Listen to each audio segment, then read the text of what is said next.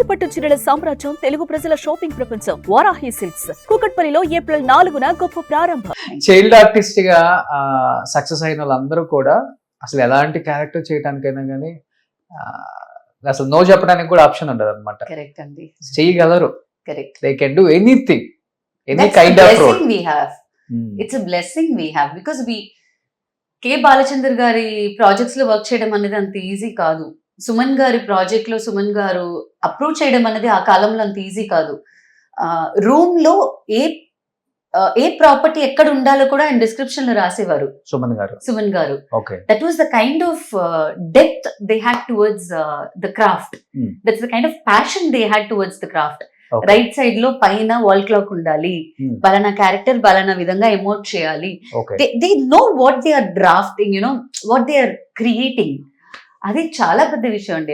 ఆ డేస్ మాకొచ్చి ఒక ఎలా చెప్పేది, స్కూల్ కాలేజ్ కన్నా ఒక హయ్యర్ ఎడ్యుకేషన్ లాంటి పీరియడ్ అండి అది మాకు. ఓకే, రామోజీరావు గారి దగ్గర నుంచి సుమన్ గారి దగ్గర నుంచి అప్రిషియేషన్ రావడం అనేది చాలా చాలా కష్టం. Very true. అసలు ఇంకా వాళ్ళు ఎంతో అసలు మై మరిపిచ్చేస్తేనే అప్రిషియేషన్ వస్తుంది. అలాంటిది మీకు సుమన్ గారు ఒక లెటర్ రాశారు. అవునండి, మా నాన్నగారికి రాశారు. ఏంటి మీరు చూడటానికి వెళ్తే ఆయన లేరా లేకపోతే ఏంటి అసలు? లేదండి, అది చిన్ని తల్లి అయిపోయిన తర్వాత మళ్ళీ కలంకిత ఆఫర్ వచ్చింది. కలంకితాలో చీర కట్టుకుని ఆ స్లాంగ్ డైలాగ్ శ్రీకాకుళం లాంగ్వేజ్ అలా ఉండేది అనమాట ఆ సీరియల్ మొత్తం. అందులో చైల్డ్ ఆర్టిస్ట్ అమ్మాయి, తనకి హార్ట్ లో ఒక హోల్ ఉంటుంది. ఆ క్యారెక్టర్ చనిపోతుంది కలంకితాలో. బట్ ఆ క్యారెక్టర్ కి వచ్చిన పేరు ఉంది కదండి, దట్ వాస్ ఫినామినల్. ఆ గెటప్, ఆయన సాంగ్ రాశారు, జానకి గారు ఆ పాట పాడారు. ఇంత దిగులు నీకెందుకే చిన్నదానా అని నేను అశ్విని గారిని చూసి పాడతాను. Okay, in that Kalankita serial. ఆ షూటింగ్ అంతా అయిన తర్వాత we wanted to thank Suman garu for the opportunity. So నేను నాన్నగారు వెళ్ళామన్నమాట. అప్పుడు ఆయన ఆఫీస్ లో లేరు. సో మేము లేరని చెప్పగానే, అప్పుడు అజయ్ గారు లేరని చెప్పగానే మేము బయలుదేరి వచ్చేసాము. చెన్నై వచ్చిన తర్వాత కొద్ది రోజులకి నాన్నగారికి ఒక ఉత్తరం వచ్చింది. చూస్తే సుమన్ గారి లెటర్ ప్యాడ్ లో సుమన్ గారు చేతులారా రాసిన ఒక లెటర్. అది నా కెరియర్ కి కానివ్వండి, నా లైఫ్ కి కానివ్వండి, ఒక పెద్ద అంగీకారంగా నేను చూస్తాను. అంతకు మించి నాకు ఇంకా ఆయన రాసిన వర్డ్స్ చూసారంటే పోయట్రీలా ఉంటుంది, కవితలా రాసుంటారు ఆయన. You know his language, his diction, oh my god. కానీ మీరు తెలుగు మాట్లాడుతుంటే నా ఒళ్ళంతా పులకరిస్తుందండి నిజంగా. చెన్నైలో ఇంటర్వ్యూస్ మనం చేస్తాం అనుకోండి, అది వేరే విషయం. ఇక్కడ సెటిల్ అయినా కానీ మన తెలుగు వాళ్ళు ఇక్కడే ఉండిపోతారు కాబట్టి రెగ్యులర్ తమిళ్ మాట్లాడి ఒక 30-20% ఎక్కడో తెలియకుండా మిస్టేక్ జరుగుతూనే ఉంటుంది. కొంచెం ఆ తెలుగుకి కొంచెం తెగులు పట్టేస్తుంటది ఆ తెలుగుకి.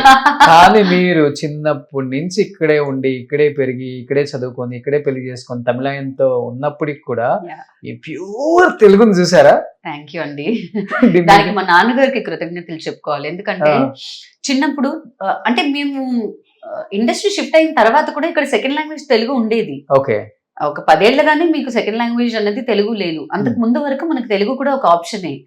సో మా నాన్నగారు తెలుగు పిక్ చేశారు మాకు సెకండ్ లాంగ్వేజ్ గా. ప్లస్ ఇక్కడ కాంపిటీషన్స్ జరుగుతాయి కదా, స్పీచ్ కాంపిటీషన్స్ కి మా నాన్నగారు నాకు రాసిచ్చేవారు. నేను వెళ్ళి ఆ కాంపిటీషన్స్ లో పార్టిసిపేట్ చేసేదాన్ని.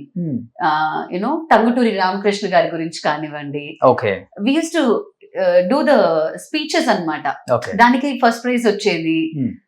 అలా నేర్చుకున్నది. ఇప్పుడు నా పిల్లలు కూడా చక్కగా తెలుగు మాట్లాడారు. మీ పాప ప్యూర్ తెలుగు అమ్మాయి కూడా. అవును, షాక్ అయ్యాను.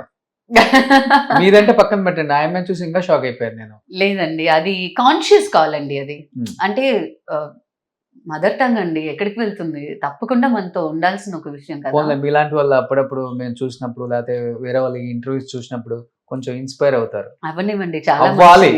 ఇప్పుడు భాషని కూనీ చేసేస్తున్నారు. మన భాష మాట్లాడటానికి కూడా అసలుకి నామూషి అయిపోయి వచ్చిరాని ఇంగ్లీష్ తో, వచ్చిరాని వేరే భాషలతో ఏదో ట్రై చేస్తుంటారు. మన భాష మనం మాట్లాడితే ఏముంది, చూసేది మన తెలుగు వాళ్ళు. మళ్ళీ సూపర్, మీరైతే మటుకు అల్టిమేట్ అండి. Hats up. కానీ చిన్నప్పుడంతా స్కూల్లోనే అంటే షూటింగ్ లొకేషన్ లోనే సరిపోయింది కదా మీ టైం అంతా, స్కూల్కి వెళ్ళి చదువుకోవటం అంటే ఆ టైంలోనండి 3:30 దాకా స్కూల్, 3:30కి అంబాసిడర్ కార్ వచ్చి నన్ను స్కూల్ నుంచి పికప్ చేసుకుని ఏవిఎం స్టూడియోస్కి వెళ్ళిపోతాం అనమాట. ఏవిఎంలో 3 షూటింగ్స్ జరుగుతాయి, 3 నేను ఉంటా. సో ఆ రోజు 9 o'clock దాకా అక్కడ ఉండడం, మళ్ళీ ఇంటికి వచ్చి హోంవర్క్ రాసుకుని మళ్ళీ నెక్స్ట్ డే మార్నింగ్ స్కూల్. అలాగే నా కెరియర్ మొత్తం, అంటే నా ఎడ్యుకేషన్ మొత్తం అలాగే జరిగింది. కాలేజ్కి అయితే రెగ్యులర్కి వెళ్ళలేదండి, కరస్లో BCA చేశాను. అది కూడా ఇప్పుడు it didn't help me much. Yeah, అంటే +2 వరకు చదివారండి? అవునండి, +2 కంప్లీట్ చేసి మెడ్రాస్ యూనివర్సిటీలో BCA చేశాను. ఓకే, సో అందుకనే సెలూన్ అది పెట్టారు. బిజినెస్ అన్నది ఒక add on revenue generation, plus as an actor మనకి ఎప్పుడు వర్క్ ఉంటుంది, ఎప్పుడు వర్క్ ఉండదు, ఎప్పుడు పిలుస్తారు, ఎప్పుడు మనం ఎక్కడ ఉంటాం మనకి తెలీదు. So it is always good to have an other secondary income source. So మనకి ఇంకొకళ్ళ మీద డిపెండ్ అవ్వక్కర్లేదు, చేజాపక్కర్లేదు, మన మీద మనం you know we can be so. ఇవన్నీ ఎవరి దగ్గర నుంచి నేర్చుకున్నారు? ఇండస్ట్రీలో ఎక్కడన్నా చూసారా వేరే ఆర్టిస్టుల్లో? అలా కాదండి, యాక్చువల్గా నా జనరేషన్ ఆర్టిస్టులు ఎవరు నాకు తెలిసి ఇలా లేరు. నా సీనియర్స్ అండి, నా ప్రొడ్యూసర్స్ ఎవరెవరని మీరు చూసారంటే రాధిక గారు, కుటి పద్మిని గారు, బి విజయలక్ష్మి గారు. They were all role models for creating a career. Acting ఒకటే కాదు, you can aspire for lot of things అని మనకి బూస్ట్ ఇచ్చేది వాళ్ళే. అండ్ రాధిక గారిని చాలా క్లోజ్గా నేను చాలా ఏళ్ళు ఆవిడతో వర్క్ చేశాను. ఆవిడ నాకు చాలా ఇష్టం. ఆవిడకి నేనంటే చాలా ఇష్టం. ఆవిడ ఏ ప్రాజెక్ట్ ప్రొడ్యూస్ చేసినా ఏదో ఒక రూపంలో నేను ఆ ప్రాజెక్ట్లో ఉంటాను. ఆవిడకి నేమ్ లిస్ట్ రాసేటప్పుడే ఎక్కడో ఒక చోట నా పేరు తప్పకుండా వస్తుంది. అండ్ నాకు లైఫ్ని ఇచ్చిన ఆవిడ. I can't say anything else. She is something else to me. Kutty Padmini aunty ఎలాగైతే నన్ను ఇండస్ట్రీలోకి హీరోయిన్ అని నాకు ఒక రికగ్నిషన్ ఇచ్చారు, అక్కడ నుంచి నన్ను ఇలాంటి ఆర్టిస్ట్ నీలిమ అన్న వేరే ఒక పేరు ఇప్పించింది రాధిక గారు. ఎలాంటి రోల్ అయినా చేయగలరు నీలిమ. నేను ఎక్కడో విన్నాను, మన మనోరమ గారు చనిపోయే వరకు యాక్ట్ చేస్తూనే ఉన్నారు, నీలిమ గారు కూడా యాక్ట్ చేస్తూనే ఉంటారని చెప్పేసి ఎవరో శాపం ఇచ్చారంట. అవునండి, నా పేరు Shiva, director.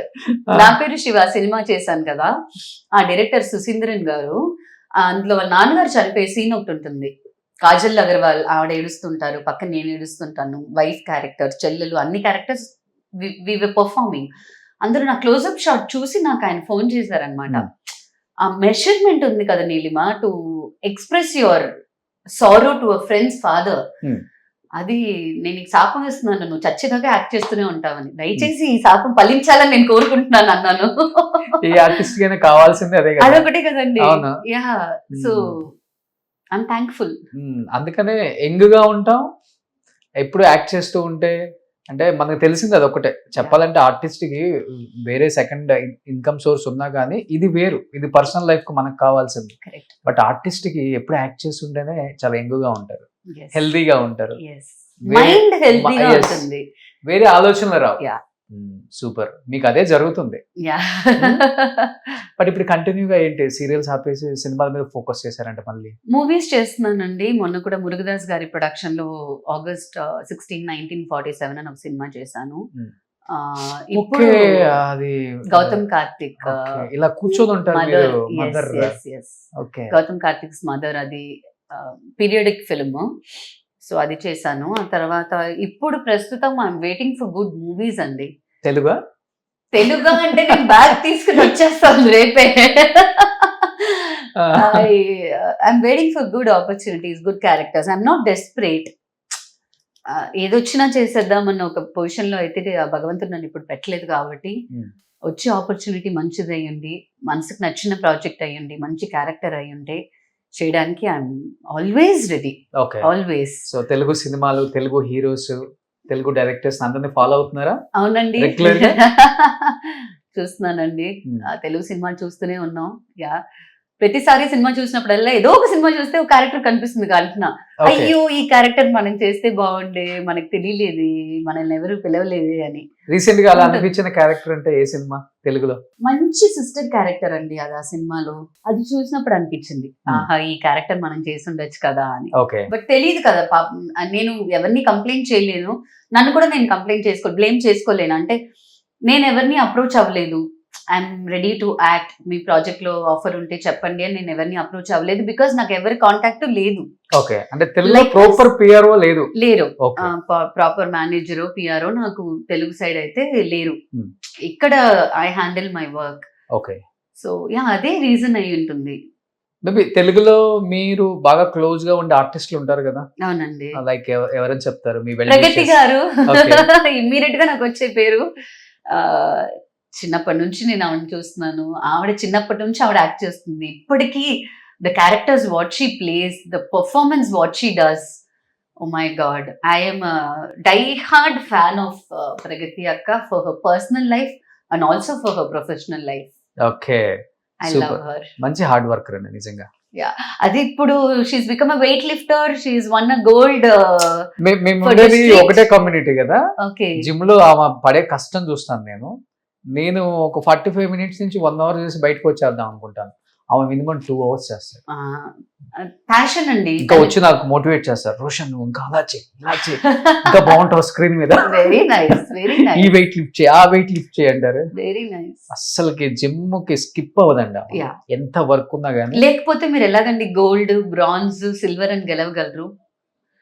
That's the kind of effort she puts on whatever she does. అవును.